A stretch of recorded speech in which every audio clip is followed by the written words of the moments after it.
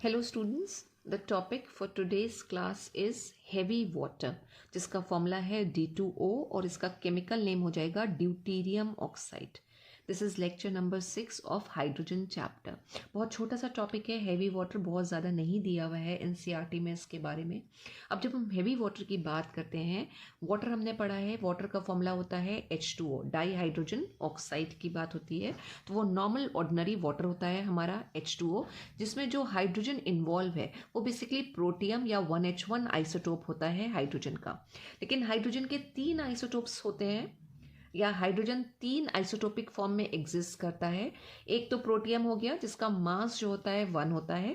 दूसरा आइसोटोप है ड्यूटीरियम जिसका मास 2 होता है, या ये बोलें कि ड्यूटीरियम हाइड्रोजन का ऐसा आइसोटोप है जिसके न्यूक्लियस में एक प्रोटॉन और एक न्यूट्रॉन प्रेजेंट होगा। ये हाइड्रोजन के कंपैरेटिवली थोड़ा सा हैवी होता है ड्यूटीरियम, क्योंकि मास ज़्यादा है, इसकी वजह से इसको हेवी हाइड्रोजन भी कहते हैं। तो ये हेवी हाइड्रोजन जब ऑक्सीजन के साथ कंबाइन करेगी, यानी ड्यूटीरियम हाइड्रोजन का आइसोटोप ड्यूटीरियम जब ऑक्सीजन के साथ कंबाइन करेगा तो वो हेवी वाटर का फॉर्मेशन करेगा, हेवी वाटर या फिर D2O का फॉर्मेशन करेगा। अब अगर हम बात करें कि ये हेवी वाटर कहाँ प्रेजेंट होता है, हमें कहाँ मिलेगा, तो जो ऑर्डिनरी वाटर है, टैप वाटर है, उसी में ही बहुत ही माइन्यूट अमाउंट में ये हेवी वाटर प्रेजेंट होता है। और अगर हमें ऑर्डिनरी वाटर से ये हेवी वाटर ऑब्टेन करना है, यानी अगर हमारे पास ऑर्डिनरी वाटर है, ऑर्डिनरी वाटर का मतलब क्या हुआ, H2, और इससे हमें क्या ऑब्टेन करना है, इससे हमें D2O ऑब्टेन करना है। तो हम कैसे ऑब्टेन करते हैं, बाय रिपीटेड फ्रैक्शनल डिस्टिलेशन। दो लिक्विड के बॉइलिंग पॉइंट्स में जब डिफरेंस होता है तो हम उसको फ्रैक्शनल डिस्टिलेशन से सेपरेट कर सकते हैं, राइट। वही हम यहाँ पे करते हैं और ऑर्डिनरी वाटर में से हैवी वाटर को सेपरेट कर लेते हैं। लेकिन डिफरेंस इतना कम है बॉइलिंग पॉइंट का कि एक बार में ये प्रोसेस नहीं हो पाता, तो हमें इस प्रोसेस को कई स्टेजेस में रिपीट करना पड़ता है। तो हम ऑर्डिनरी वाटर में से D2O को सेपरेट कर पाते हैं। और इसको डिस्कवर करने का, यानी हेवी वाटर को डिस्कवर करने का क्रेडिट किसको गया था, यूरे।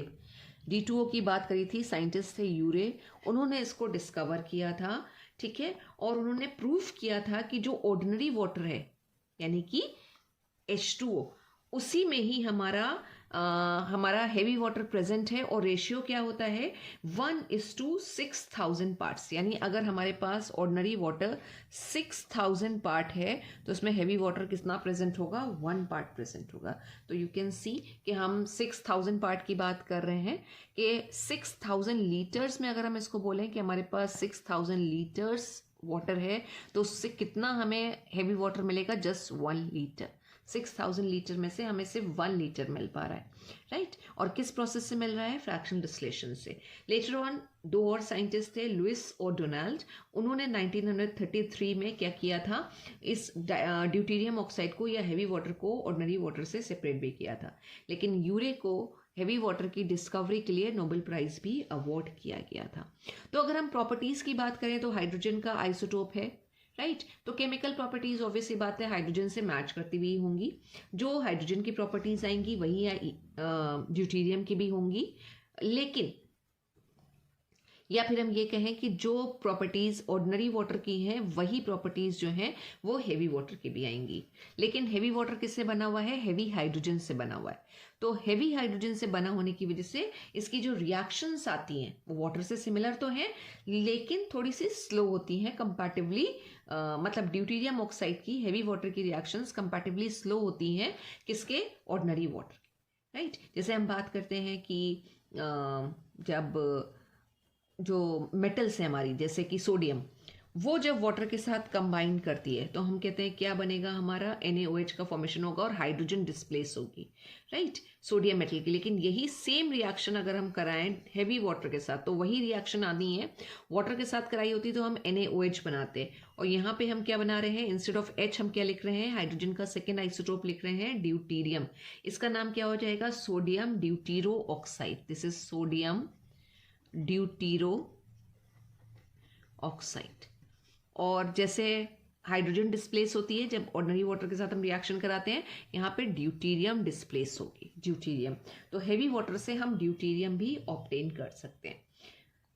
और अगर हम रिएक्शंस में जाएं तो अगर हम जिंक के साथ रिएक्शन करा के देखें, जिंक प्लस D2O, क्या रिएक्शन आनी चाहिए? जिंक ऑक्साइड बन जाएगा प्लस D2, राइट। ड्यूटीरियम वहां पे डिस्प्लेस होगा। तो जो हेवी वाटर है इसकी प्रॉपर्टीज जो है या केमिकल प्रॉपर्टीज जो है वो काफी हद तक ऑर्डिनरी वाटर वाली ही रिएक्शंस आती हैं सारी के सारी। फिजिकल प्रॉपर्टीज में बात करें तो हेवी वाटर जो है वो एक कलरलेस, ओडरलेस और टेस्टलेस मोबाइल लिक्विड है, और यही हम ऑर्डिनरी वाटर के लिए बताते हैं कि वो कलरलेस होता है, ओडरलेस होता है और टेस्टलेस होता है, राइट। हेवी वाटर्स के साथ कोई भी बहुत ही रिएक्शंस नहीं दे रखी हैं एनसीईआरटी में। एक जो रिएक्शन और दे रखी है वो हम डिस्कस कर लेते हैं। वहाँ पे रिएक्शन दे रखी है कैल्शियम कार्बाइड, जिसका फॉर्मूला क्या होता है? CaC2। उसकी रिएक्शन कराई है D2O के साथ। ये रिएक्शन आपने पढ़ी है। जब हमने एसिटिलीन की फॉर्मेशन की बात करी थी तो हमने कैल्शियम कार्बाइड की रिएक्शन वाटर के साथ कराई थी। हमने कहा था कि जब कैल्शियम कार्बाइड वाटर के साथ रिएक्ट करता है तो एसिटिलीन गैस निकलती है। एसिटिलीन गैस का फॉर्मूला क्या होता है? C2H2। और यहाँ पे हाइड्रोजन की जगह पे ड्यूटीरियम इन्वॉल्व है तो हमें क्या मिलेगा? इंस्टेड ऑफ C2H2 हमें क्या मिलेगा? C2D2। और दूसरी चीज क्या आ जाएगी? कैल्शियम का हाइड्रोक्साइड बनता था ऑर्डिनरी वाटर के केस में, अब हम OH की जगह सिंपली क्या लिख देंगे? OD, और होल ट्वाइस। तो एक ये रिएक्शन आपकी एनसीईआरटी में दे रखी है। इसी तरह एल्युमिनियम कार्बाइड के साथ ड्यूटीरियम ऑक्साइड की रिएक्शन कराई है, राइट। और उसके केस में क्या होता था? मीथेन बनता था अभी, और मीथेन का फॉर्मूला क्या होता है? CH4। यहाँ पे उन्होंने CD4 बना के दिखा दिया है, देख लेते हैं हम वो भी रिएक्शन। एल्युमिनियम कार्बाइड Al4 और C3 एल्युमिनियम कार्बाइड है। इसकी रिएक्शन अगर हम कराएंगे हैवी वाटर के साथ और ऑर्डिनरी वाटर के साथ अगर हम कराते तो हमें मीथेन मिलता है, यानी CH4 मिलता है। अभी क्या मिलेगा? CD4 का फॉर्मेशन होगा, और ऑर्डिनरी वाटर के साथ एल्युमिनियम का हाइड्रोक्साइड बन जाता। अब ये क्या बन रहा है? AlOH के बजाय OD आ जाएगा और थ्राइस। रिएक्शन को हम बैलेंस कर लेते हैं।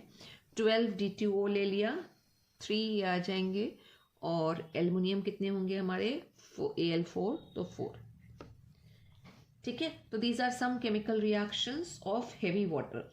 अब हम इसके यूजेस की बात करते हैं, क्योंकि यूजेस इसके इंपॉर्टेंट हैं और आपसे पूछ लिए जाते हैं। तो जो हेवी वाटर है वो एज अ मॉडरेटर यूज होता है in nuclear reactors, as a neutron moderator. अगर to be very specific, it is used as neutron moderator. Neutron moderator का मतलब हुआ एक ऐसा सब्सटेंस जो न्यूट्रॉन की स्पीड को कम करेगा, ठीक है। Neutron moderator in nuclear reactors means it is used to slow down the speed of neutrons in nuclear reactors, as well as इसको हम जो यूज करते हैं वो हम रिएक्शन मैकेनिज्म को स्टडी करने के लिए भी यूज करते हैं, और एज अ ट्रेसर कंपाउंड, यानी किसी भी रिएक्शन मैकेनिज्म के पाथ को अगर हमें ट्रेस करना है तो हम ड्यूटीरियम ऑक्साइड को यूज करते हैं। तो as a tracer compound in the study of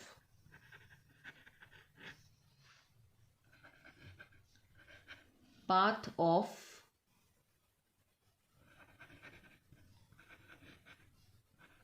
reaction mechanism.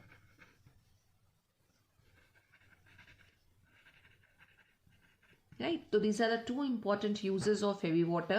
Number one, it is used as neutron moderator in nuclear reactors, means it is used to slow down the speed of neutrons. And the second one, it is used as to trace the path of reaction mechanism. कोई भी biochemical reaction हो, अगर हमें उसका path find out करना है तो हम जो है वो ड्यूटीरियम ऑक्साइड की हेल्प ले सकते हैं। एज अ ट्रेसर कंपाउंड वो यूज होता है। एक और यूज हमें लिखना हो, थर्ड यूज, तो हम क्या लिख सकते हैं?